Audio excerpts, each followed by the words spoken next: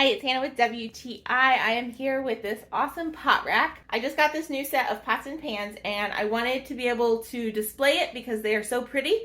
And I also love having a pot rack because it is so convenient to get my pots when I need them and to put them up when I am done using them. So this thing is so convenient. It is super easy to hang up. It's just 4 screws. As you can see, this thing, it does not take up hardly any wall space, but it can hold so much. So I have a 10-piece set, and you can see I have all this extra space where I just put lids, but if you have extra pots and pans, you have tons of space, and you have 8 hooks. So you have tons of space, even if you have a really large set. I feel like it's really secure, and I'm not worried about all my pots and pans falling down. I also really like how wide it is. So it is almost 30 inches wide. So this is my biggest pan, and as you can see, it's huge.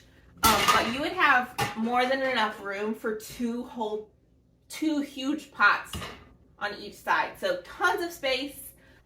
So if you're looking for a pot and pan rack, this one is really nice. This one is simple, easy to hang up, doesn't take up a lot of space, but it can hold so much. So highly recommended, especially if you have a really large pots and pan set, but that's just our point of view.